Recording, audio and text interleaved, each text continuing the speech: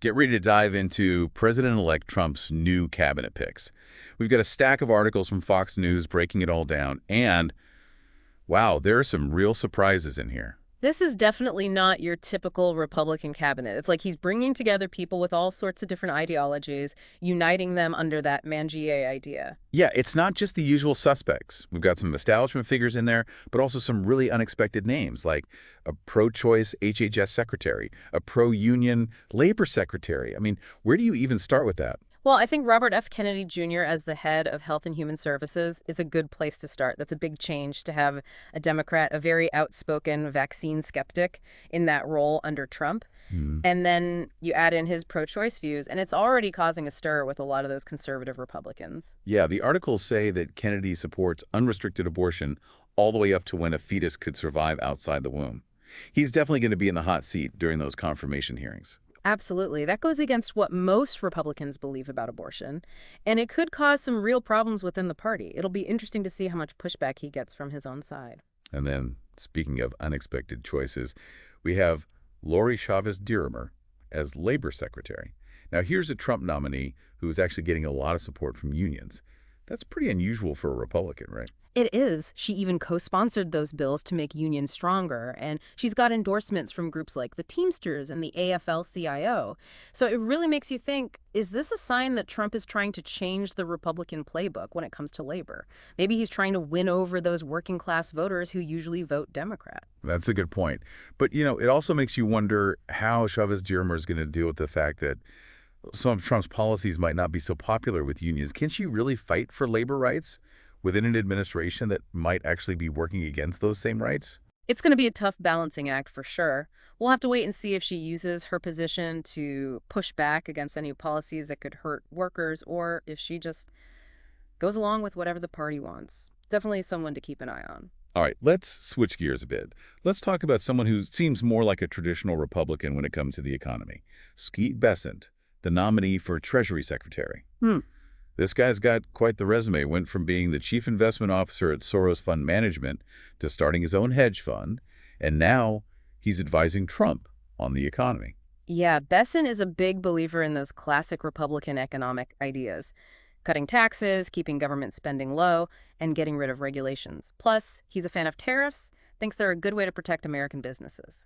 And the articles mentioned that the Consumer Bankers Association seems pretty happy about his nomination, which makes it seem like we might see some policies that are good for businesses. Hmm. But what do you think? How's Besson going to handle this whole Trumponomics thing in a way that actually helps everyday Americans? That's the key question, isn't it? We'll have to see how he balances those classic Republican ideas with the needs of working families and whether it'll actually make the economy stronger for everyone. Okay, now let's jump into foreign policy. Trump has chosen Marco Rubio for Secretary of State. Talk about a wild ride, going from criticizing Trump to becoming his top diplomat.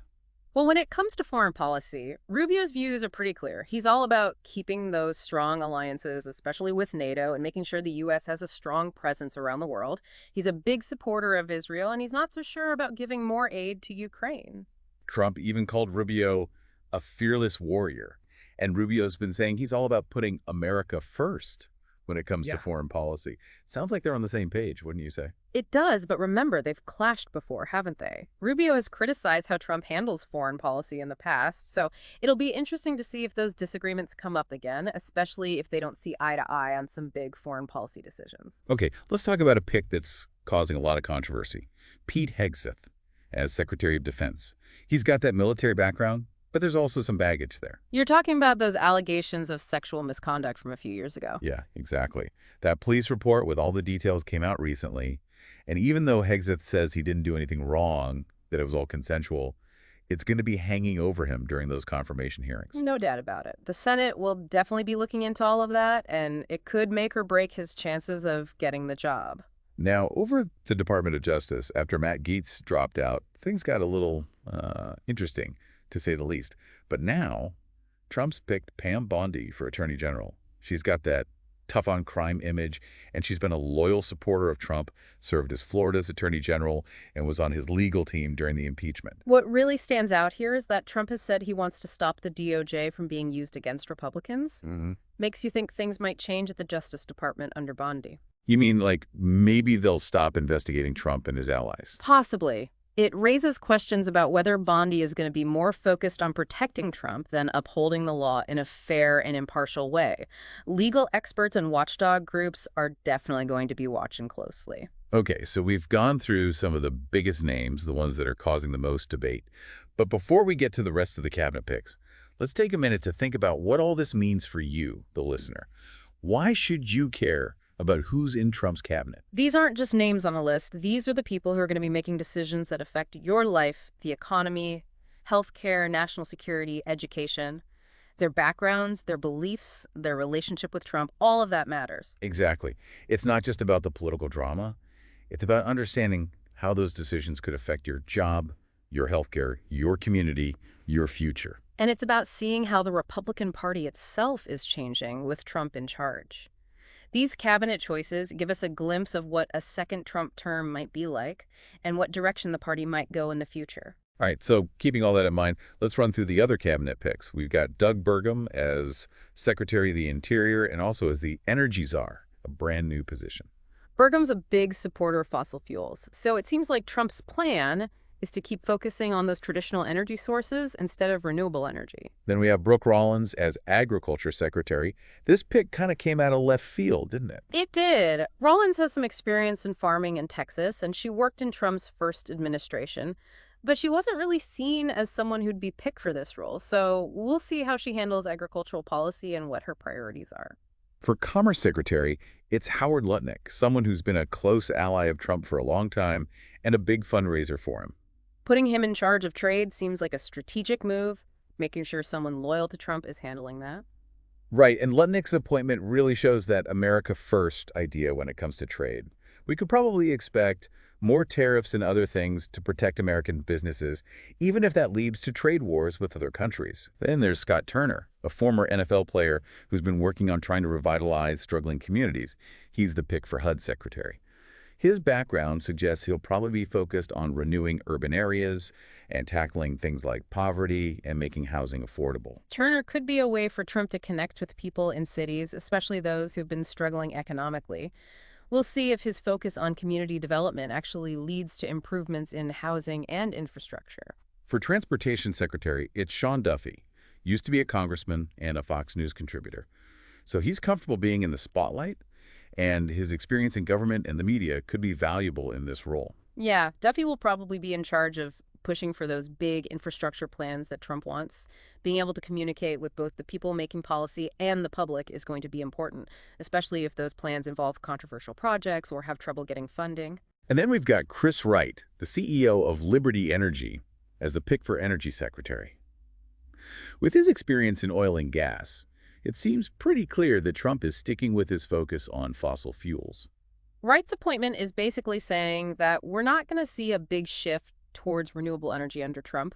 They'll probably keep focusing on producing more oil and gas here in the U.S., even with those growing concerns about climate change and the need for cleaner energy. Now get this, for Education Secretary, it's Linda McMahon, a former WWE executive. I don't think anyone saw that coming. It's definitely a surprise. I mean, her background is in entertainment, which doesn't seem like an obvious fit for the education department, but maybe Trump is looking for someone who will bring a fresh perspective and a new way of tackling the problems in our education system. Next up, we have Douglas Collins, an Air Force Reserve chaplain, as the nominee for VA Secretary. This choice fits with Trump's emphasis on supporting veterans. Collins' background suggests he knows what those who've served in the military need, and he seems committed to making the services provided by the VA better. And last but not least, we have Kristi Noem, a strong supporter of Trump as Homeland Security Secretary. This is a big role, overseeing immigration, border security, and counterterrorism. Yeah, with Noam in charge, we can probably expect more of Trump's tough stance on immigration and border control. She'll be key in putting those policies into action, which could have big consequences for immigrants and the communities along the border. Wow, that was a lot to get through, just trying to figure out who's who in this cabinet. But this is really just the beginning. These nominations are just the first step in a long process that often gets pretty heated. That's right. Now, the real battle begins as these nominees face scrutiny from the Senate and the public. Those confirmation hearings are going to be crucial in deciding whether they're really qualified and the right people for these important jobs. Welcome back to our deep dive into President-elect Trump's cabinet picks. We were just talking about how these nominations are about to face those confirmation hearings, and it could get intense. Yeah, things are going to heat up for sure. We've got nominees with some baggage in their past, some whose views don't really fit the typical Republican mold, and then others who seem ready to push forward those policies that have really divided people. It'll be fascinating to see how it all unfolds. Let's start with Robert F. Kennedy Jr., nominated for HHS Secretary. His pro-choice views are a big problem for a lot of conservative Republicans, and you can bet they'll be grilling him on that during those hearings. Some Republicans are already saying they're worried, but others seem more open to giving him a chance. Do you think this could actually reveal a split in the Republican Party? It could, yeah. The Republican Party has become more and more divided when it comes to abortion, especially since Roe v. Wade was overturned.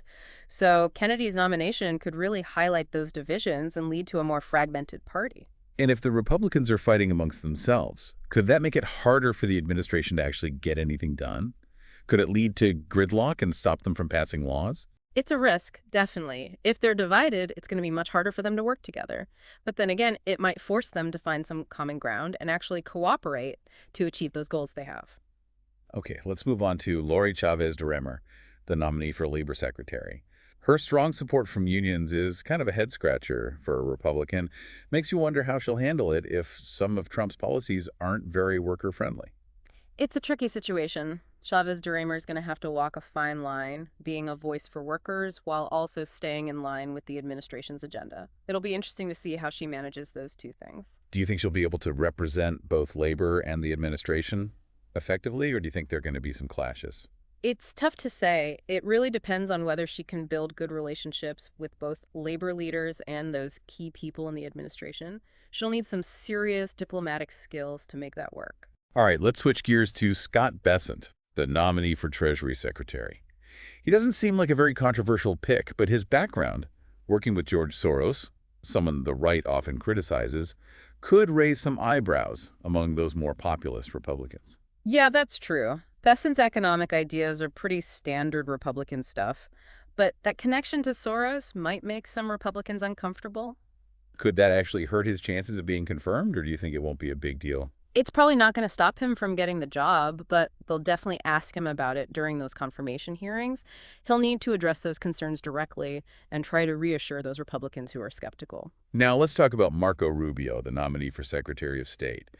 Him and Trump, they have a bit of a history, right? Some pretty public disagreements, especially back during the 2016 primaries. Do you think that could affect how they work together? I think it's something to keep an eye on. They both say they're ready to work together, but you never know when those old disagreements might pop up again, especially if they have different ideas about important foreign policy decisions.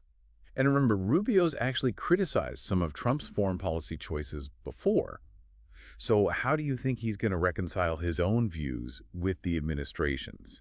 Will he change his stance, or will he push back against their agenda? That's the big question, isn't it? He could decide to align himself more with the administration's policies, or he could use his position to try and change things from within. We'll have to see which path he chooses and how it plays out. Now, let's address the elephant in the room, Pete Hegseth, the nominee for Secretary of Defense. Those allegations of sexual misconduct against him are serious, and they're definitely going to be a major issue during those confirmation hearings. The Senate is going to have to really dig into those claims and decide whether Hegseth is fit to be in such an important position. It's a sensitive topic, and they'll need to be very careful and make sure the process is fair. Given how serious these allegations are and how much attention they've gotten, do you think his nomination could be derailed? It's possible. If those allegations turn out to be true, it could be very hard for him to get enough support to be confirmed. It'll come down to how convincing his defense is and how much weight the Senate puts on those accusations. Moving on to Pam Bondi, the nominee for Attorney General. Her close relationship with Trump and her role on his legal team during the impeachment are causing concern about whether she can be impartial and uphold the law. Yeah, those concerns are valid. People are wondering if she'll be willing to investigate Trump or his allies if needed, given her history with him. And remember, Trump said he wants to stop the DOJ from being used against Republicans. What does that mean, and how could it affect how Bondi approaches her job? It suggests that Trump wants someone as Attorney General who's loyal to him and his agenda and not necessarily focused on the independence of the Justice Department. It raises concerns about whether the DOJ would be used more for protecting the president and his allies than for upholding the law fairly. Do you think Bondi's nomination could actually damage public trust in the justice system if people start to think it's being used for political reasons? It's a risk. If the public thinks the Justice Department is just a shield for the president and his people, it could really hurt their faith in the justice system. The Attorney General has to be seen as independent and committed to upholding the law without playing favorite. Okay, let's take a step back and look at the big picture for a moment. These confirmation fights are about more than just these individuals, right? It's about power in Washington and the direction of the country. Absolutely. These confirmations are a test of how much power Trump will have in his second term and how much pushback he'll get from the Democrats. And they'll show us a lot about what's happening within the Republican Party, whether they're united or falling apart. So what can our listeners expect to see in the next few weeks and months as these confirmations play out? What are the key things to pay attention to? Well, there's going to be a lot of scrutiny on each nominee, especially those who've got controversy around them or whose ideas are different from what Republicans usually believe. Expect heated debates, clashes between parties, and probably some surprises along the way. It's going to be a political show, that's for sure. And how much of a role do you think public opinion will play in these confirmations? Could public pressure actually make senators vote against someone if there's a lot of backlash?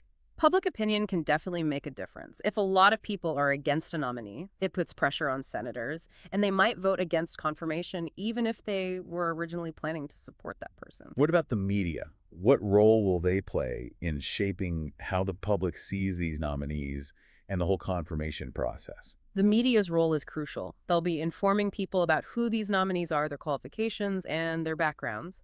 And they'll be providing a platform for discussions and analysis about what these appointments could mean. So it's important for our listeners to be smart about what they read and hear from the media, to look for different perspectives.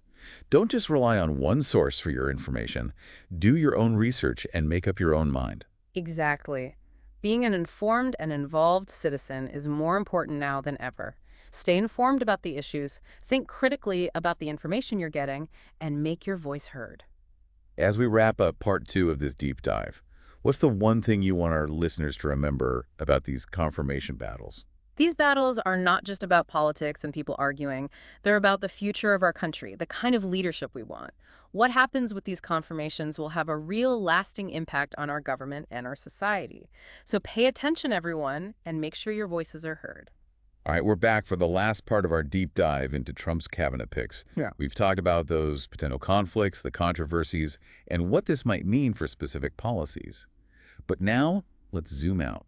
Look at the bigger picture. When you step back and look at all these picks together, it's like they're showing us a big trend in American politics right now, this rise of populism and how the Republican Party is changing. Yeah, it's almost like Trump's trying to mix those traditional Republicans like Scott Bessent with those who represent a more, I don't know, a more rebellious anti-establishment side of the party. You've got Robert F. Kennedy Jr. and even Lori Chavez-DeRemer, who wouldn't normally be your typical Republican choices. It's a bold move, for sure. Trying to bridge the gap between those two groups within the Republican Party could be a way for Trump to really solidify his base while also trying to attract new voters who are tired of how things are. But here's the thing. Can these different ideologies actually work together within the same administration?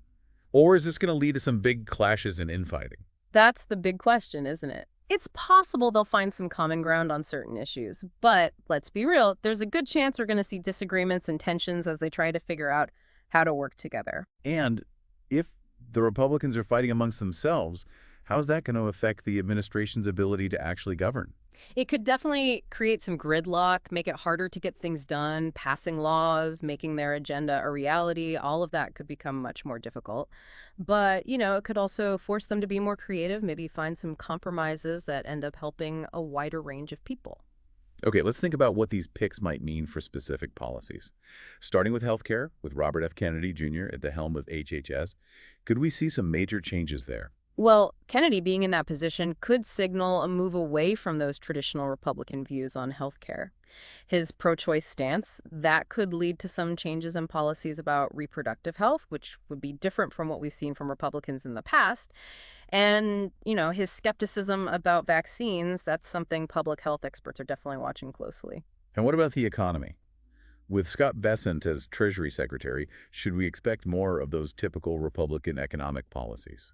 Besant's background tells us that we'll probably see those familiar Republican priorities, cutting taxes, less regulation, and a focus on free markets. But don't forget, he's also pro-tariff, which is a more protectionist way of thinking about trade. That could affect both businesses and consumers. So yeah, there are a lot of possible outcomes for the economy depending on how Bessent decides to go about implementing those policies. Okay, now foreign policy. What can we learn from Marco Rubio's appointment as Secretary of State? Rubio getting that job suggests we might see that America First approach to foreign policy continue, the one that was a hallmark of Trump's first term. But we have to remember that Rubio's been critical of some of Trump's foreign policy choices before. So it'll be interesting to see if he tries to use his position to advocate for a different path. So it seems like there's a lot of uncertainty about where these key policy areas are headed. Like we're in for some big changes and maybe some upheaval. What would you tell our listeners who are trying to understand all of this and prepare for what's coming? Well, I'd say stay informed, stay involved, and be ready for anything. Things are interesting in American politics right now, to say the least. And the decisions this administration makes are going to have a big impact on the future of our country. That's great advice. Pay attention to what's going on. Really think about the information you're getting and make sure your voice is heard. Exactly. Being informed is powerful. The more you understand about what's going on in politics, the better you'll be able to navigate all these changes that are happening. That wraps up our deep dive into Trump's cabinet picks. We've gone through it, all the individual nominees, what they might mean for certain policies, and the bigger impact on the Republican Party and where our country's headed. But, like we've been saying all along, this is just the start. The fight over these confirmations is just beginning, and the real test is going to be how these folks actually govern, what choices they make once they're in office. It's a really fascinating, crucial moment in American politics, so stay tuned, folks, and stay involved. Thanks for joining us. We'll be back with another deep dive soon, looking into something else that's shaping our world. Until then, keep exploring, keep learning, and keep asking those questions.